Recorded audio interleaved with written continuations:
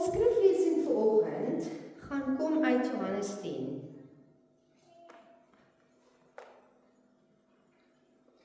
Johannes 10, ek lees vir ons uit die Nuwe Lewende Vertaling van vers 1. Ek verseker julle, iemand wat nie deur die hek in die skaapkraal ingaan nie, maar van die ander kant af oorklim, is 'n dief en 'n rower.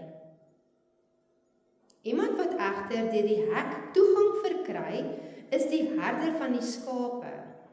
Vir hom maak die hekwagter oop, en die skape luister na sy stem. Hy roep sy eie skape op hulle name en lei hulle. Wanneer hy al sy skape na buite gelei het, loop hy voor hulle uit, en die skape hou aan om hom te volg, omdat hulle sy stem ken. 'n Vreemdeling sal hulle glad nie volg nie, maar van hom wegvlug, omdat hulle nie die vreemdeling se stemme ken nie. Hierdie beeld het Jesus vir hulle vertel. Hulle kon egter nie insien wat hy vir hulle wou sê nie. Toe het Jesus weer 'n keer gesê, ek verseker julle, ek is die deur vir die skape, en almal wat voor my gekom het, is diewe en rowers, maar die skape het nie op hulle reageer nie. Ek is die deur, en as iemand deur my ingaan, sal hy beslis verlos word. Hy sal ingaan en uitgaan, en groen weiveld kry. Die dief kom vir niks anders nie, as om te steel, dood te maak en te vernietig. Ek het gekom, sodat julle die lewe kan hê. Ja, sodat hulle dit oorvloedig het. Ek is die goeie herder. Die goeie herder offer sy lewe op vir die skape. 'n Kontrakwerker is hoegenaamd nie 'n herder nie, want dis nie sy eie skape nie. As hy 'n wolf sien aankom, los hy die skape net daar en vlug weg, en die wolf vang die skape en verwilder hulle.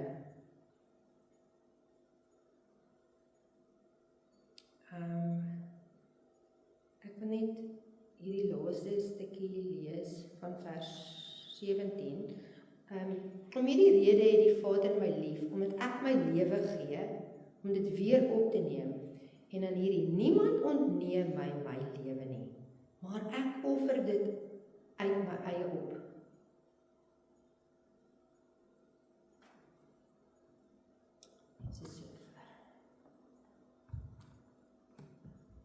Ek dink dit is 'n baie bekende teks, maar dit is 'n baie belangrike boodskap om te hoor. Elke dag is daar baie stemme wat met ons praat. Stemme in die wêreld, sosiale media wat met ons praat, vriende, familie wat met ons praat, skuldgevoel wat met my praat, begeertes wat met my praat, vrees wat met my praat, baie stemme. En soms luister ons na leuns wat soos waarheid klink. En tussen al hierdie stemme kom Jesus in Johannes 10 en dan sê hy, my skape luister na my stem. Ek ken hulle en hulle volg my. Die vraag wat hierdie teks vanoggend aan elkeen van ons vra, is nie net, ken jy Jesus nie? Die vraag sal eerder wees, volg jy hom wanneer hy roep? Want daar is 'n verskil. Want nie elke stem wat met jou praat, bring lewe nie. Sommige stemme steel. Sommige stemme mislei. Sommige stemme vernietig. Maar Jesus sê, ek is die goeie herder en my stem gee lewe. Nou om die agtergrond te skets om hoofstuk 10 te kan verstaan, met mense eers gaan kyk terug na hoofstuk 9. En daar kry ons die bekende verhaal van die blinde man. En in die sinagoge kom Jesus en hy genees die man. En dan sien ons dat die fariseërs sy ouers vra en die man wat nou gesond is vir hom vra, want hulle wil nou kan verstaan wat het hier gebeur. En dan sien ons 'n interessante ding, dat mense hulle verwag, dis 'n wonderwerk. En jy moet op en afspring van blydskap as jy dit sien, dink vir jouself. maar hulle is nie bly nie. Daar's geen blydskap nie. Hulle bevraagteken hierdie wonderwerk. Want jy sien, hierdie mense is meer bekommerd oor hulle eie godsdienstige beheer. Want ons weet, die fariseërs het geweet, het gehoor wat Jesus doen, maar hulle wou dit nie aanvaar nie. En toe hierdie man bly getuig, Jesus het my gesond gemaak, toe word hulle kwaad. En dit is nou die tipiese ding van 'n valse herder. Ons moet in herderskap hier ons mekaar ondersteun. En as ek nie van hou van wat jy sê nie, dan word ek kwaad. En dis wat ons nou hier sien. En die fariseërs gooi hom uit die sinagoge uit en verbied hom om terug te kom. En wat sien ons? Wat doen Jesus? Hy is bewus van dit. Hy sien wat gebeur. Hy volg hom en hy gaan haal hom. Hy het hom nie net gelos nie. En wat opvallend is dat hierdie man wat blind was, alle meer sien. Nie net fisies nie, maar ook geestelik. Hy ontdek, hy groei in sy begrip van wie is hierdie Jesus wat my nou net gesond gemaak het en hy het in hom begin glo. Maar die fariseërs wat hulle kan fisies sien, hulle ken die skrif, hulle skrifgeleerdes, hulle weier om Jesus as die Messias te erken en hulle bly geestelik blind. En teen hierdie agtergrond begin hoofstuk 10. Want Jesus is nou aan die woord en hy praat met die fariseërs. Hy wil nou vir hulle kom sê, kom ek nou vir julle sê, wie staan voor julle? Kom ek verduidelik vir julle, wat is die verskil tussen 'n ware herder en 'n valse herder? En Jesus openbaar homself aan hulle. Ek is die ware herder. Jy sien, ware geloof gaan nie net oor dit wat ons met ons oë sien nie. Dit sien ons nou hierso. Die fariseërs het die wonderwerk gesien, maar hulle het nie geglo nie. Hulle het gesien dat die blinde man genees is en tog wou hulle nie glo dat Jesus die Messias was nie. Ware geloof is nie net wat ons sien nie. Ware geloof is om die stem te herken, die stem te vertrou en bereid te wees om daai stem te volg. Dan sien ons, Jesus maak gebruik van die beeld van 'n skaapkraal. Nou, ons weet in die antieke tyd was ons hierso erweboere, makadamia boere, ons ken dit, was dit skaapboere. So hulle het hierdie boerdery geken. En wat hulle gedoen het is, partykeer het elke huis sy eie skaapkraal gehad, maar soms was daar 'n gemeenskaplike skaapkraal. En nou hierdie skaapkrale was maar uit klip en stokke en goede gebou en daar was een hek voor. Dan het hulle party vertalings, en hierdie vertaling praat dan wel vir 'n kontrakwerker, ander vertalings ek hou van die woord die huurling. Dan het hulle hierdie persoon gekry en hy het voor die skaaphek geslaap. Wat vir ons aantoon hoe belangrik hierdie skape vir hulle was, dat hulle 'n huurling kry om hierdie skape op te pas. En dan weet ons dat 'n dief is iemand wat nie by 'n hek ingaan nie, hy klim by 'n muur. En die huurling het geweet wie's die herders. Nou soms was dit meer as een troppe skape in hierdie kraal. En dan het die herders gekom die volgende oggend en die huurling het die herders geken. En dan het die herders toegelaat dat hulle deur die skaapkraal kan. En dan is dit nou regtig, dis nie 'n storie nie. Dis ek het dit genoeg lees.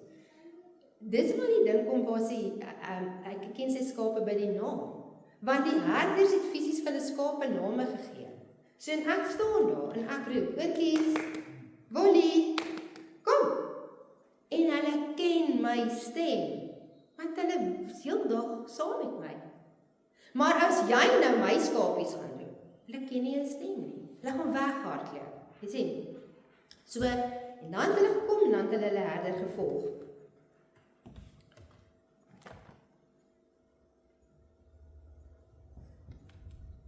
Die vreemdeling sal hulle nie volg nie. Hulle sal weghardloop. In hierdie teks kry ons twee belangrike dinge. Die eerste belangrike ding is, Jesus sê, ek is die deur, en die tweede ding wat hy sê is, ek is die goeie herder. In vers 9 sê hy, ek is die deur. Dan hy praat met die fariseërs, maar hy praat ook met my en jou, nee. Hy sê, ek is die deur. En as iemand deur my ingaan, so hy gee vir hulle die goeie nuus, hoor mooi. Hy sê, as jy deur my ingaan, dan sal jy gered word. Sal jy verlossing ontvang. Ek is die ingang tot jou verlossing. Ek is die weg na my Vader. Hy is die middelaar. Daar's nie 'n ander wy nie. Ons moet deur Jesus gaan om by God uit te kom, om toegang te kry tot die ware lewe. Daar is nie baie deure na God nie. Daar's een deur. Daar's nie baie paaie na verlossing nie. Daar is nie baie maniere waarop jy tot redding kan kom nie. Daar's een manier. Hy sê, ek is die deur. Johannes 14 vers 6 sê, ek is die weg, die waarheid en die lewe. Niemand kom na die Vader. Dis nou sy woord, niemand kom na die Vader, behalwe deur my nie. Dit is belangrik om hierdie woorde te hoor in 'n wêreld waar baie mense sê dat alle paaie lei na God. Jesus sê, ek is die deur. En ek is nie net 'n deur nie. Ek is nie net 'n opsie tussen baie nie. Ek is die deur. Verlossing is in Christus alleen, deur sy genade. Dan die tweede beeld, Jesus is die goeie herder. In vers 14 sê Jesus, ek is, hoor op daai, ek is die goeie herder wat my lewe vir my skape aflê. Nou die ek is praat ons in die teologiese taal, dis die ek is uitsprake. En ons kry dit in die Johannes Evangelie. Daar's mos baie ander, julle kan wat sê opdink. Ek is die opstanding en die lewe. Ek is die weg. Ek is die wingerd. Ek is die lig. Nou daai ek is nie maar net 'n gewone beskrywing nie. Dit verwys heen dat na Jesus se goddelike identiteit, dat hy deur die Vader gestuur is en dat hy die een is wat deur God se gesag optree. Deur vir dit sê ek is die goeie herder, wil hy vir hulle sê, ek is nie soos die valse herders nie. Nou, as jy vers 17 gaan lees, dan sal vers wat sê, waar hy sê, ek is nie soos die diewe, hy verwys terug in die verlede. Hy verwys eintlik daai stukkie, verwys terug na die Ou Testament, in Esegiel. Nou, God in die Ou Testament is ook vergelyk met as 'n herder vir Israel.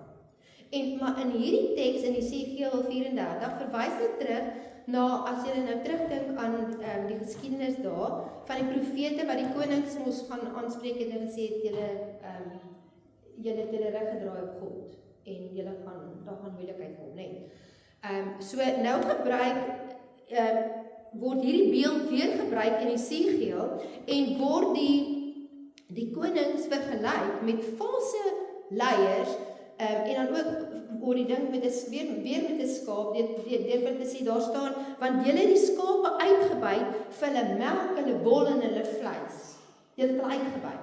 Maar toe die wat siek is, julle het nie hulle versorg nie. Die wat verlam is, julle het nie hulle versorg nie. Julle het ook nie die wat verlore is, julle het hulle nie gaan haal nie.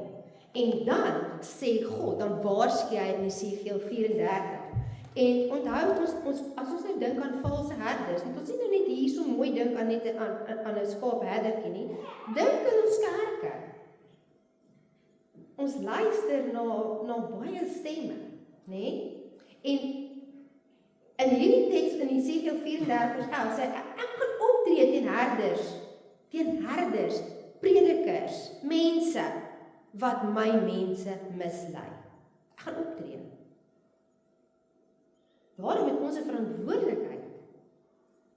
Hy sê ek sal self my kleinvee gaan soek en na hulle omsien en hulle red en 'n nuwe herder aanstel wat eintlik weer heenwys hierso na Jesus toe. Goed. So nou in Johannes 10 staan Jesus voor die Fariseërs en hy sê ek is die goeie herder. Ek is die goeie herder wat gekom het. Ek het my skape kom roep, ek kom lei, kom beskerm en ek het na die wat afdwaal het ek kom soek. Ek is die ene wat lewe gee vir my skape. Ek het nie gekom om te kom doen wat eintlik wat ek wil sê, wat julle slegte herders doen nie. Ek het nie gekom wat hierdie mense doen, wat mense so mislei nie. So ons sien 'n kontras tussen die valse herders en Jesus wat lewe gee. In vers 10 sê hy, die dief kom nie net om te steel, te slag en te verwoes nie. Of tenminste die dief, wat lees ek hierso?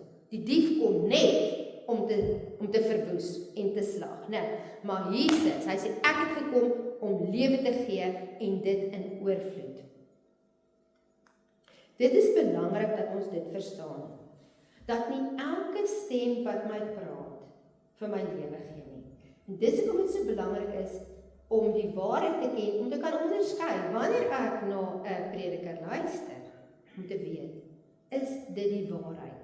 Om te besop verhoor sê en self die waarheid te kom ontdek. Want daar stemme wat vir jou sê in die wêreld dat as jy ryk is, sal jy gelukkig wees. Dit klink aantreklik, maar dit steel jou vrede, want jy gaan altyd net onvergenoegd wees. Daar is stemme wat wys klink, maar uiteindelik mislei daai stem jou. Daar is stemme wat sê, volg net wat jou gelukkig maak, al trek dit jou van God af weg, maar daai stem jok vir jou. As iets jou van God af wegtrek, kan dit jou nie gelukkig maak nie. Want ware geluk kom net wanneer jy naby aan God leef, wanneer jy naby aan hom bly en wanneer jy aan hom gehoorsaam is. En daarom is dit belangrik om te kan onderskei. Louis Malherbe, weet jy wie kan hom onthou nie? Hy het altyd gesê, want hy het so by die kerke gaan besoek aflê. En hy het altyd in sy video's gesê, ons moet kan onderskei wie praat uit die mond van die lam en wie praat uit die mond van die draak. So hy het ook al 'n jengse onderskeid daar getref. So die vraag is, na watter stem luister ek en jy? Luister ons na die stem van die herder of luister ons na die ander stemme wat ons wegtrek? Want daar's baie stemme in die wêreld. Jesus se stem roep duidelik. Hy sê, volg my. Maar die vraag is, kan ek dit hoor? Kan ek dit hoor tussen as ek nou tussen hordes, dink nou aan in die bos van gister, 35,000 mense en dis lawaai.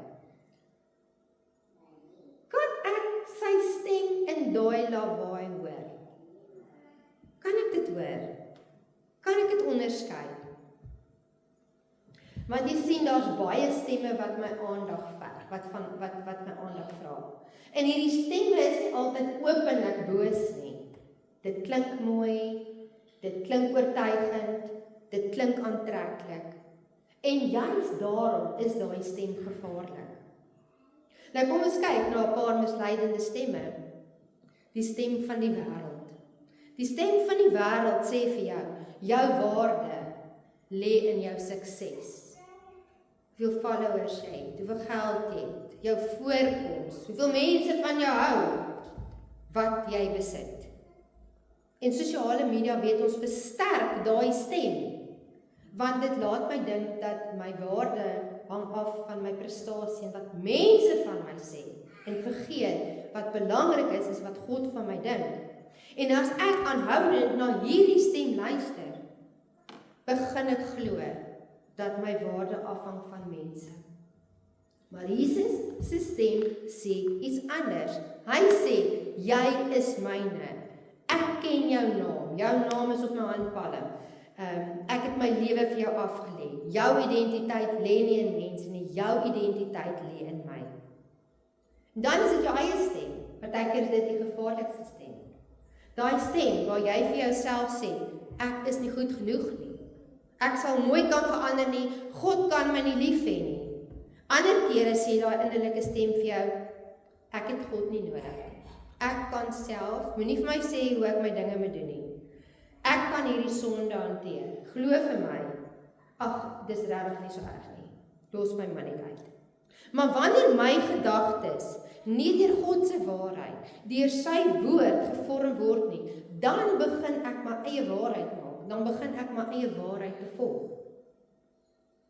Dit is slegs die stem van Jesus wat my by die waarheid kan uitbring. En die waarheid is iets wat ons nie altyd wil hoor nie, maar die waarheid bring lewe. Jesus se stem roep ons weg van skuld, daai skuld sonder hoop, en weg van die eie ek, terug na hom toe. Hy sê, bely jou sondes, ontvang vergifnis, staan op en volg my, want daar is genade vir jou. Jy is nie buite my bereik nie. Dan is daar die stem van familie en vriende. En ja, familie en vriende is 'n geskenk van God, maar selfs mense wat ons liefhet, kan 'n stem raak wat my van God af wil wegtrek. Vriende, groepsdruk, soms deur verkeerde raad, soms is dit deur mense se verwagtinge, en soms is dit deur die behoefte om aanvaar te word, want mense kan sê, kom man, almal doen dit. Moenie so ernstig wees oor jou geloof nie. Jy hoef nie altyd te vergewe nie. Maar wanneer menslike goedkeuring belangriker raak as gehoorsaamheid aan God, dan begin ons 'n verkeerde stem te volg. En daarom moet ons vra, wie se stem dra die meeste gewig in my lewe? Die wêreld, my eie stem of Jesus se stem? Dan die stem van valse waarheid. Die stem van valse waarheid is verkeerde teologie. Dit klink geestelik, dit klink mooi, maar dit is nie die stem van Jesus nie. Dit weerspieël nie die karakter van God nie. Want soms word die Bybel verdraai om by die kultuur van die dag aan te pas. Mense sal sê, alle paaie lei na God. Sonde is nie meer so ernstig nie. Jy is mos vergewe. Jy kan jouself red deur 'n goeie mens te wees. Wees net 'n goeie mens. En as jy sterk genoeg glo, sal jy altyd gesond, ryk of suksesvol wees. Dit klink soms mooi, maar dit is nie die evangelie nie. En ons moet versigtig wees dat ons nie God se genade goedkoop maak nie. Genade beteken nie leef net soos wat jy wil nie. Genade beteken, Christus het my gered en daarom behoort my lewe nou aan hom. Elke dag het ons God se genade nodig. Ware teologie is altyd God gesentreerd. Dit is nie selfgesentreerd nie. Ware teologie verwys altyd na die kruis, na genade, na bekering, na gehoorsaamheid en nuwe lewe. Maar wanneer 'n boodskap hoofsaaklik gaan oor my voorspoed, my sukses, my gemak en my drome, en nie oor Christus nie, moet ek versigtig wees. Jesus se stem roep ons nie na 'n gemaklike lewe nie, 'n lewe sonder probleme nie. Hy roep ons na 'n lewe saam met hom. Hy sê, ek stap saam met jou deur die dae van doodskade. 'n Lewe van gehoorsaamheid en toewyding en oorgawe aan God is wat hy van ons verwag. Maar nou kan jy vra, maar hoe bly ek? Ek hoor nou ek moet sy stem hoor. Maar hoe bly ek by hierdie stem? Hoe leer ek Jesus se stem ken? Jesus sê, my skape luister na my stem. Let op, hy luister. Met ander woorde, ek sê, die skape is die heeltyd saam met die herde. Hulle is heeltyd in my teenwoordigheid. So hulle begin my gewoontes te leer ken. Hulle leer my stem ken. So hulle is naby aan die herder. Hulle beweeg saam met hom. Hulle hoor sy stem. Hulle spandeer tyd saam met hom. En dit is met ons ook so. Ons leer Jesus se stem leer ken deur naby aan hom te leef, om tyd saam met hom te spandeer, nie net op 'n Sondag nie. Nie net wanneer dit moeilik gaan nie.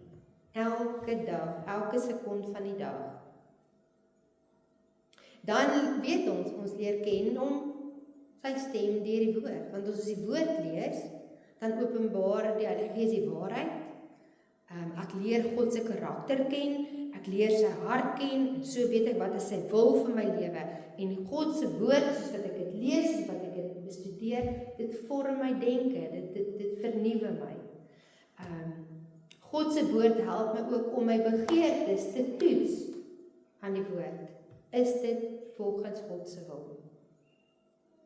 Hoe beter ek die woord ken, hoe makliker gaan dit vir my wees om te kan onderskei tussen die waarheid en die leuen. En natuurlik deur gebed. Gebed is nie net om te praat met God nie, gebed is ook om te luister, om net op te dink en net te sê, Here, ek is hier vir 20 minute of hoe lank, gee my tyd. Praat net met my en hy gaan dalk nie vandag met my praat nie, dan is dit okay, maar môre daag ek weer op. Dis daai gehoorsaam my, ek daag op. Ek gee my bekommernis aan hom in gebed, my planne, my begeertes. Ek vra in gebed, Here, wat is U wil? Wat sê U vandag vir my? Wat moet ek hoor deur die woord? Wat moet ek verander? Wie moet ek vergewe? Gebed leer my ook om in afhanklikheid te wees, om in afhanklikheid te lewe. En wanneer ek sy hart ken, dan begin ek sy stem beter te herken.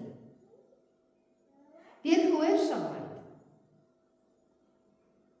Ons leer ken Jesus se stem deur gehoorsaamheid. Die skape herken nie net die herder se stem omdat hulle dit gehoor het nie.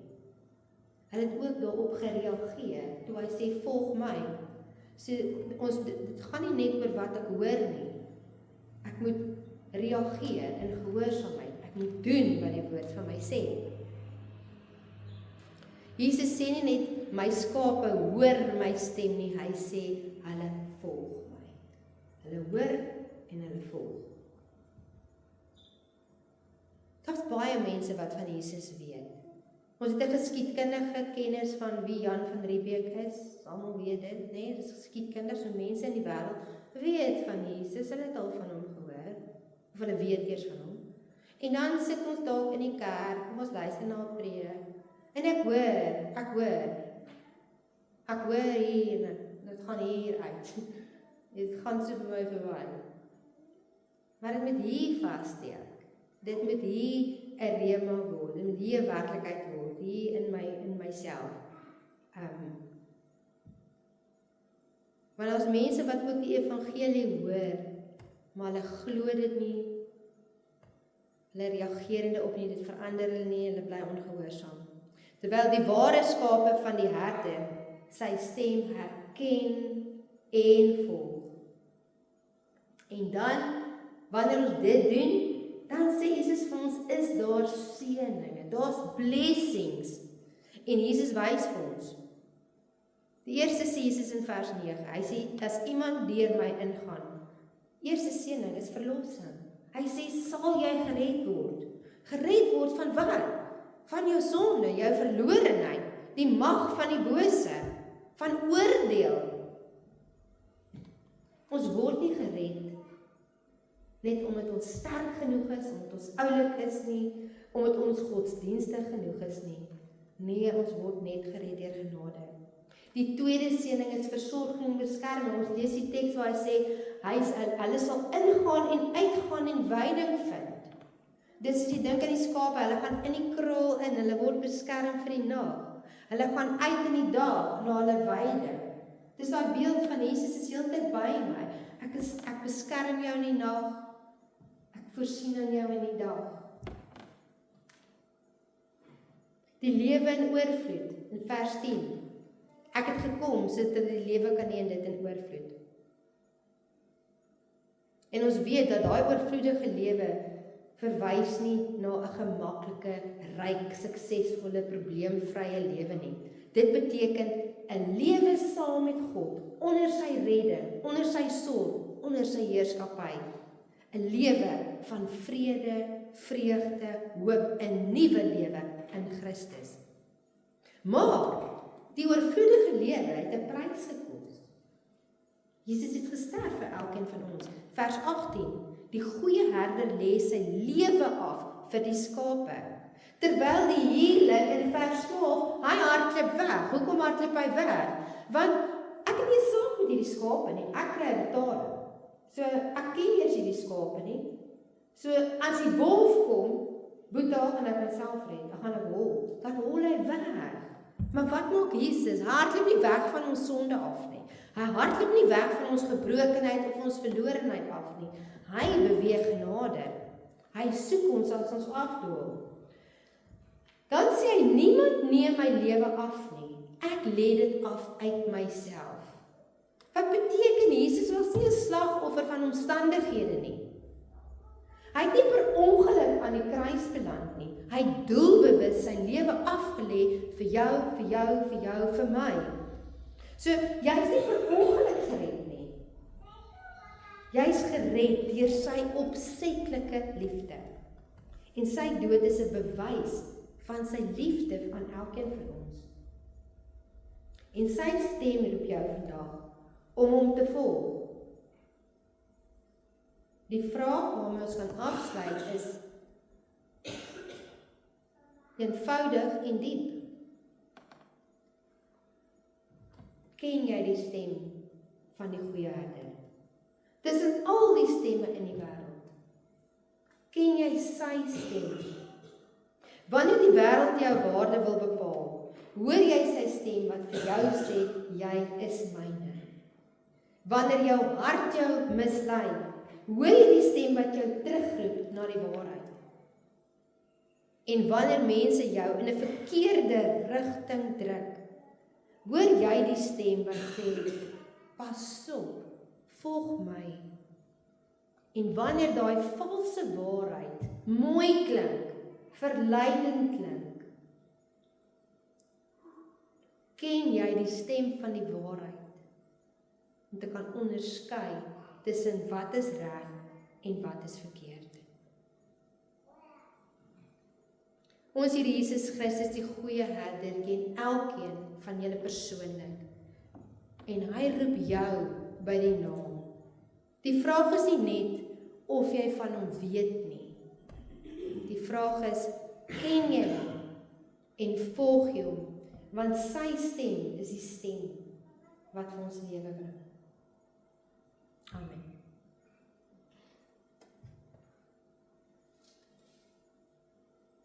Here, 'n eenvoudige boodskap wat U wil oordra, maar 'n belangrike een.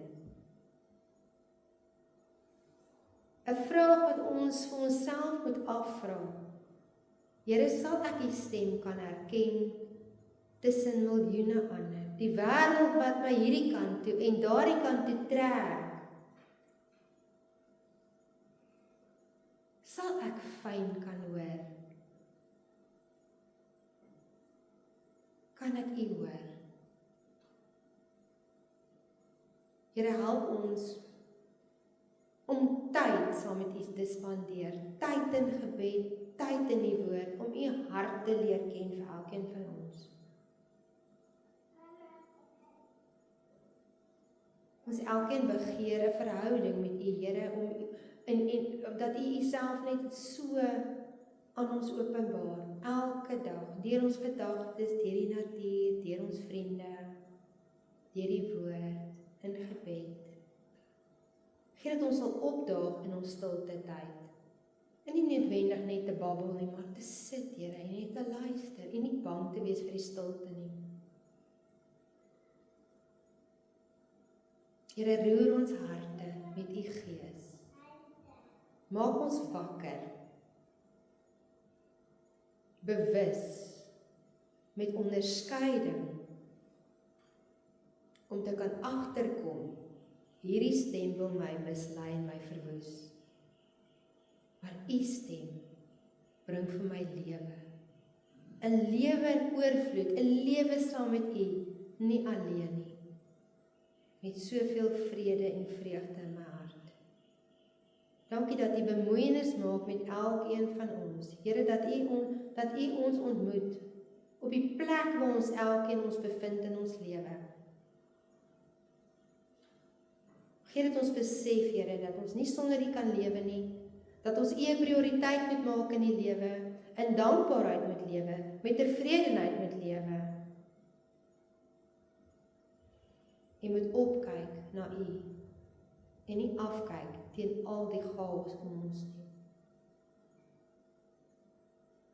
U gee vir ons verlossing, U gee vir ons beskerming, U sorg vir ons. Dankie daarvoor, Here. Ons kan nie genoeg vir U dankie sê nie. Ons dra almal aan U op in ons gemeente, Here, wat siek is en wat U aanraking nodig het. Here, gee dat elkeen sal weet, U is by elkeen. Ons is nie alleen wanneer ons deur 'n moeilike tyd gaan nie. Ons bid vir eenheid in ons gemeente, ons bid vir liefde. Ons bid, Here, dat ons gemeente 'n oasis sal wees van Jesus liefde om mense te trek, wat 'n honger sal hê, om by U voete te kom sit en te kan vertoef en nuut te kan word, om lewend te word, want U stem bring lewe. Ek bid dit in Jesus se naam. Amen.